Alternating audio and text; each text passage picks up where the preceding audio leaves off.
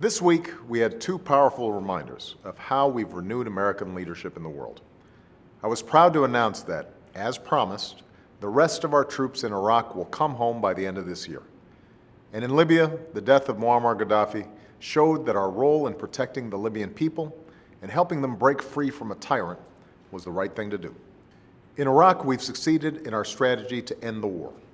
Last year, I announced the end of our combat mission in Iraq. We've already removed more than 100,000 troops, and Iraqi forces have taken full responsibility for the security of their own country.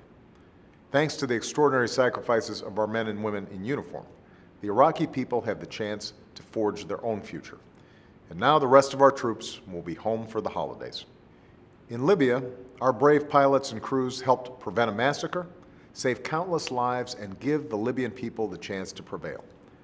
Without putting a single U.S. service member on the ground, we achieved our objectives. Soon, our NATO mission will come to a successful end, even as we continue to support the Libyan people and people across the Arab world who seek a democratic future. These successes are part of a larger story. After a decade of war, we're turning the page and moving forward with strength and with confidence. The drawdown in Iraq allowed us to refocus on Afghanistan and achieve major victories against al-Qaeda and Osama bin Laden. As we remove the last of our troops from Iraq, we're beginning to bring our troops home from Afghanistan.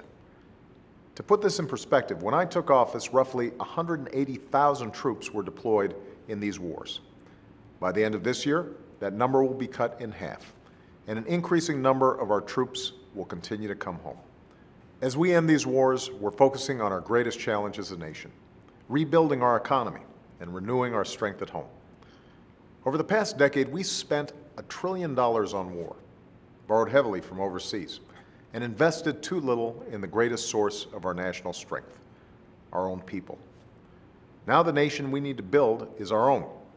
We have to tackle this challenge with the same urgency and the same unity that our troops brought to their fight.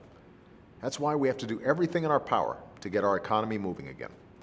That's why I'm calling on Congress to pass the American Jobs Act so we could rebuild our country, our schools, our roads, our bridges, and put our veterans, construction workers, teachers, cops, and firefighters back to work.